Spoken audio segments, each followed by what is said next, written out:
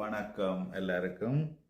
என்ன இன்றைக்கு காட்ட போகிறேன்னா, இப்போ இந்த உலகம் வேகமாக ஒரு ஓட்டத்தில் இப்போ பெண்களுக்குன்னு டைம் இல்லை, ஆண்களுக்குன்னு டைம் இல்லாமல் போகிற நாடி இந்த பெண்களுக்கு சில பேர் நான் பார்த்துருக்கேன், இந்த சாரி அயன் பண்ணி விடுறது, சாரி கட்டி விடுறது. அப்போ அப்படியான தொழில்கள் செய்யணும். இப்போ நானும் பல தொழில்களை செய்து பார்க்குறேன். எனக்கும் ஒரு தொழிலும் ஒன்றும் சரி வருதில்லை.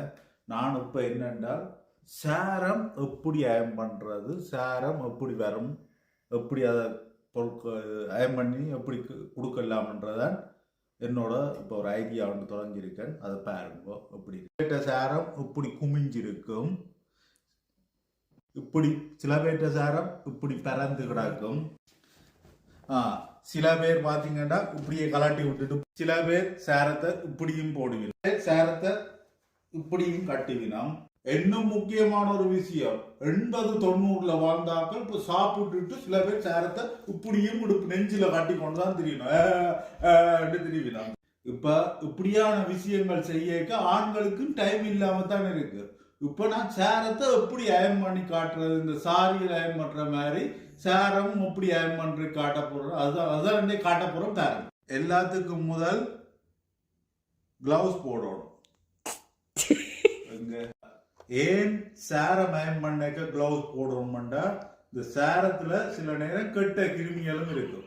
இந்த கெட்ட கிருமிகள் எங்கட கையில அண்டாம இருக்கணும்னா கிளவுஸ்கள் போடணும். கிளவுஸ் போட்டா மட்டும்தான் சேரம் நல்ல வடிவ அயம் பண்ணலாம், கிருமிகளும் தாக்காம இருக்கும். இப்ப சேரத்துல நிறைய இருக்கு. நல்ல சேரம், எண்ணெய் சேரம், எண்ணெய் வடிஞ்ச சேரம், ஈத்து போன சேரம், பிஞ்சு போன சேரம், அப்படி பல வகையா இருக்கு. இப்ப நாங்க அதை தெரிஞ்சு அப்படி அதுக்கேற்ற மாதிரி அயம் பண்ணணும்னு நாங்க கண்டுபிடிக்கணும். இப்ப நான் இதை கண்டுபிடிச்சிட்டேன். இது ஓரளவுக்கு நல்ல சேரம், ஏனென்றா நான் கட்டின சேரம். இப்ப பாருங்க, இப்படித்தான் அயம் பண்ணணும். அயம் பண்ணா அப்படி மடிப்புகள் இல்லாம வரும். சரியோ? சேரங்கள்ல சில வேலை ஊத்தியல் இருக்கும், அதை நீங்க துணி போட்டு துடைக்கணும். வடிவா வரும். பாருங்க, இப்ப வடிவா வந்துட்டு சேரம் காட்டும். பாருங்க, கசங்கி போய் கும்மி போய் கிடந்த சேரம் எல்லாம் நாங்கள் எப்படி அயம் பண்றோம்னு பாருங்க. இப்ப சேரம் எல்லாம் நீங்க இப்படி பிடிக்கணும், பிளேட் பிடிக்கிற மாதிரி சேரத்தையும் பிடிக்கணும். பிடிச்சிட்டு பாருங்க, இப்ப காட்டுறேன் எப்படி வந்திருக்குன்னு பாருங்க.